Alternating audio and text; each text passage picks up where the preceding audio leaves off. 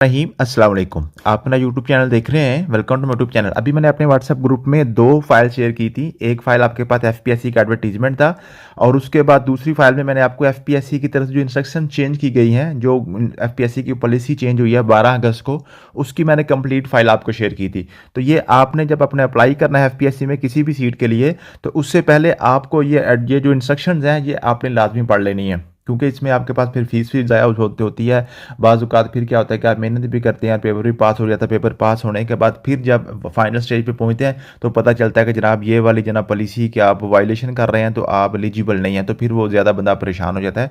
इसलिए ये जो मैंने आपको इंस्ट्रक्शन भेजी थी ये भी आपने लाजमी देख लेनी है। पहले हम एडवर्टाइजमेंट आज का देख लेते हैं, उसमें क्या कुछ है, उसमें कौन कौन सी सीटों को आपने टारगेट करना है। उसके बाद फिर ये 1 बाय 1 मैं आपके साथ सारी शेयर कर देता हूँ कि किन किन चीज़ों का आपने ख्याल रखना है। तो सबसे पहले चलते हैं जी अपने एडवर्टाइजमेंट की तरफ, ठीक है। उसके बाद फिर हम ये दोबारा इसी फाइल की तरफ आएंगे। तो ये जनाब हमारे पास एडवर्टाइजमेंट एफपीएससी की तरफ से।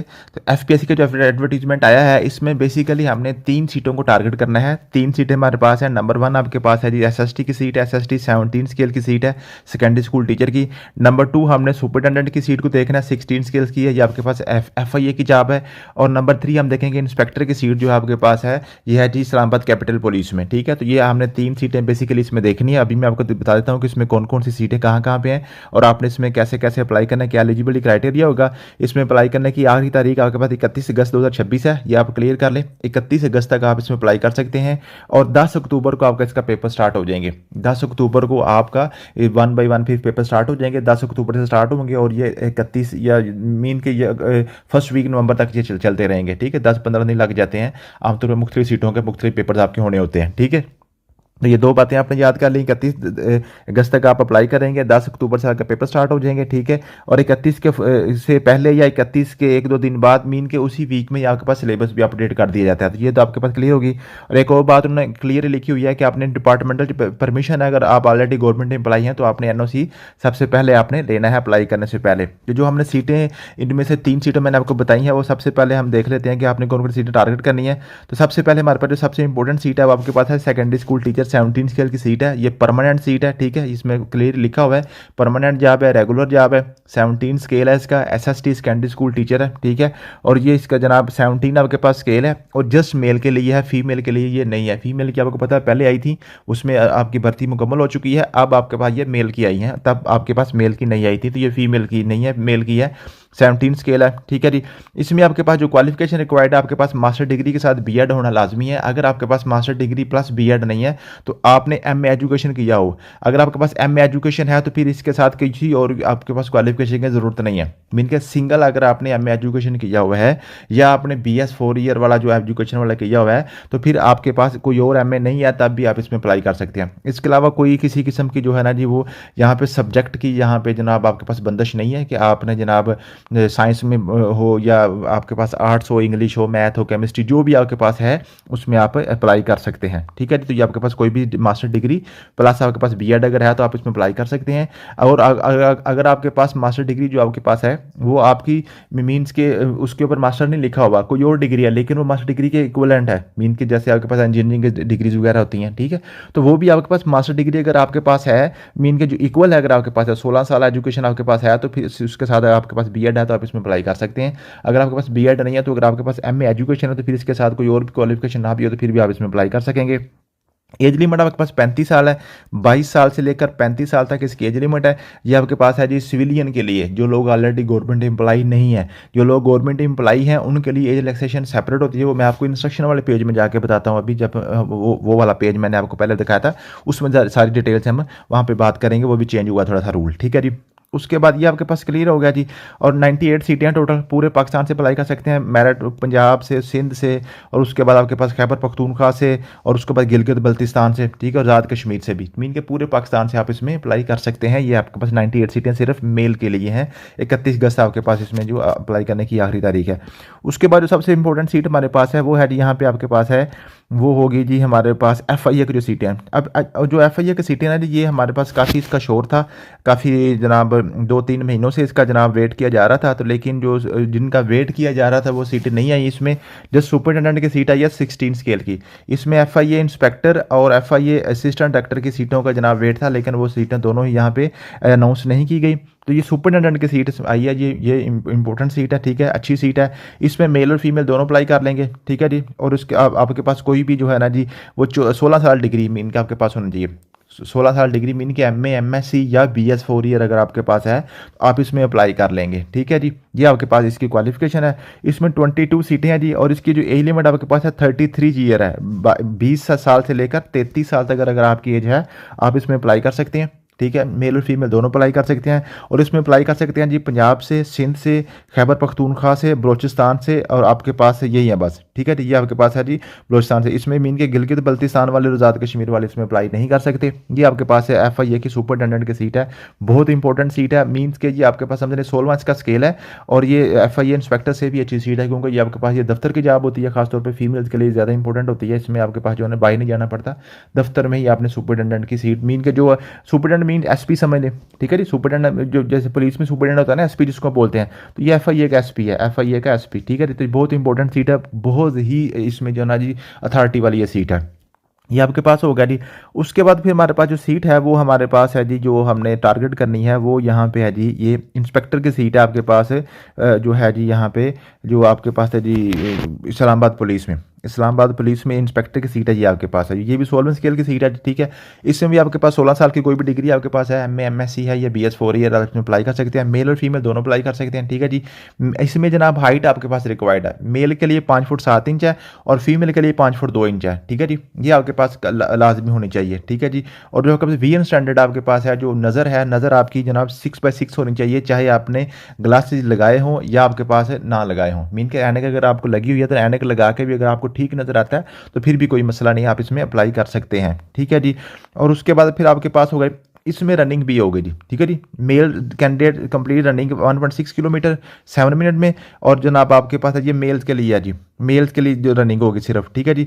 Physical test for measurement of physical standard will be conducted ICT police, means के यहाँ पे और जो आपके पास है जी फीमेल के लिए 10 मिनट हो गए। मीन्स के जो मेल है वो 7 मिनट में उन्होंने दौड़ मुकम्मल करनी है, और फीमेल ने 10 मिनट में मुकम्मल करनी है। मीन के इसमें आपके पास दोनों में मेल और फीमेल की दौड़ भी लगेगी, यहाँ पे आपने दौड़ भी लगानी है, ये आप जेन में रखिएगा। ये आपके पास इंस्पेक्टर की सीट है, जिसमें अगर आप अप्लाई करना चाहते हो तो ये भी अपने माइंड में रखनी है। इसकी भी एज लिमिट आपके पास 33 ईयर है, इसमें भी एज लिमिट आपके पास 33 ईयर है।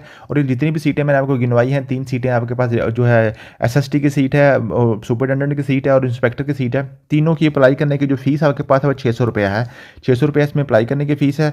ऑनलाइन ही सिर्फ आपने अप्लाई करना है, किसी किस्म का कोई डॉक्यूमेंट्स आपने कहीं पे FPSC पे नहीं भेजने, कोई आपने जना TCS वगैरह नहीं करने होते, ऑनलाइन ही आपका अप्लाई करना होता है।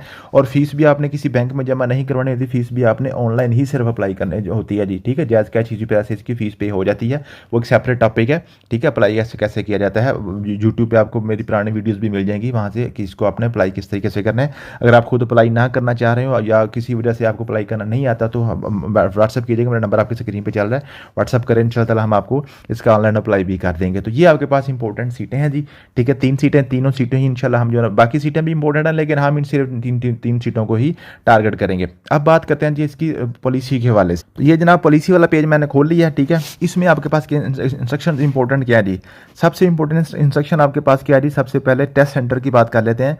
टेस्ट सेंटर यहाँ पे आपके पास इस्लामाबाद में है, रावलपिंडी में है, लाहौर, मुल्तान, गुजरांवाला, कराची, सक्कर, हैदराबाद, पेशावर, डेरा इस्माइल खान, कोयटा, गिलगित और सकर्दू।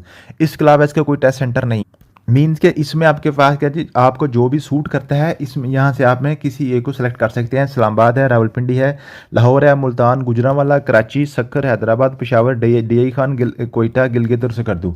इसके अलावा अगर आप किसी और शहर से हैं तो आपके शहर में इसका पेपर नहीं होगा, फिर आपको यहाँ इन्हीं में से किसी एक को सिलेक्ट करना पड़ेगा। ये आपके पास होगा जी, आपने यहाँ जो ना टेस्ट इसका जो होगा आपके पास, ठीक है। और टेस्ट आपका जस्ट एक ही टेस्ट होगा और MCQs बेस्ड ही पेपर होगा 100 नंबर का, ठीक है। इसके अलावा कोई आपके पास जो रिटर्न या डिस्क्रिप्टिव या कोई ऐसे वगैरह इसमें नहीं होता, ठीक है। ये तीनों सीटों के लिए आपके पास है एक पेपर, आपके पास MCQs ही तीनों का सेपरेट पेपर एक होगा आपके पास, ठीक है जी। ये आपके पास क्लियर होगी। उसके बाद जो इंपॉर्टेंट बात मैंने आपको बतानी थी, ये हम वैसे हम आमतौर पे इस्तेमाल कर लेते हैं ब्लू मार्कर वगैरह भी, लेकिन इंस्ट्रक्शन में ये उन्होंने मेंशन कर दिया कि जस्ट आप ब्लैक बॉल पेन को ही यूज़ करें, ठीक है जी। ब्लैक बॉल पॉइंट को यूज़ करें, ब्लू को यूज़ ना करें, ठीक है। इसके अलावा कोई और कलर यूज़ ना करें। तो आप ब्लैक बॉल पॉइंट या ब्लैक जो आपके पास मार्कर होता है वही इस्तेमाल करें तो अच्छा होगा, ठीक है जी। क्लिप बोर्ड की इजाज़त दे दी गई है जी, ठीक है। तो आपके पास जो क्लिप बोर्ड होता है, जो गत्ता होता है, वो आप ले जा सकते हैं अपने एग्जामिनेशन में, अपने इम्तहान के साथ, ठीक है जी। ये आपके पास हो गया। उसके बाद फिर हमने एक और जो इंपॉर्टेंट चीज़ थी यहाँ जो हमने देखनी थी, वो ये आपके पास है जी एज रिलैक्सेशन के वाले से, ठीक है जी। ये आपके पास है जी। और अच्छा, शॉर्ट लिस्टिंग क्या जी, शॉर्ट लिस्टिंग आपके पास जो आपके पास ये जो सीटें हैं ना जी, इसमें आपके पास क्या क्या बुलाए जाएंगे, अगर सीटों की तादाद 2 से कम हो ना, 2 या 2 से कम हो, तो फिर 5 सीटें, 5 बंदे एक सीट के लिए जनाब इंटरव्यू के बुलाए जाते हैं। अगर सीटें 2 से ज़्यादा हों तो फिर 3 बंदे बुलाए जाते हैं। मीन के जी जितनी भी सीटें मैंने आपको गिनवाई हैं, 3 सीटें आपके पास जो है SST की सीट है, SP की सीट है, सुपरडेंट की, और आपके पास इंस्पेक्टर की सीट है। इन तीनों सीटों के लिए आपके पास एक मीन्स के सीट के लिए 3 कैंडिडेट्स को बुलाया जाएगा। मीन के जैसे अगर आपके पास 98 सीटें हैं SST के लिए, ठीक है जी, 98 सीटें हैं, तो 98 को 3 से मल्टीप्लाई करके ना 294 लोगों को बुलाया जाएगा इंटरव्यू के लिए, जो ऊपर वाले मेरिट के होंगे, जो पेपर में सबसे ज़्यादा जिनके नंबर आएंगे, ठीक है। इसी तरीके से जो 22 आपके पास है उसके लिए 3 से मल्टीप्लाई कर लें, 66 बन जाएंगी। इसी तरीके से आपके पास है 3 लोगों को एक सीट के जनाब अकॉर्डिंग बुलाया जाएगा, ठीक है जी। उसके बाद फिर आपके पास जो इंपॉर्टेंट चीज़ थी वो ये एजुकेशनल रिकॉर्ड है जी। अच्छा, एजुकेशन में क्या लिखा हुआ जी, एजुकेशन में ये है कि अगर आपके पास आपने पेपर दे दिए हुए हैं और आप रिजल्ट अभी आपका अनाउंस नहीं हुआ तो फिर आप एलिजिबल नहीं होते, ठीक है। जब तक आपका रिजल्ट अनाउंस नहीं हो जाता तब तक, रिजल्ट अनाउंस होने के बाद चाहे DPC आपके पास जो DMG है या आपके पास जो भी डिग्री आपके पास है या ट्रांसक्रिप्ट है आई है चाहे नहीं है, वो कोई मसला नहीं होता।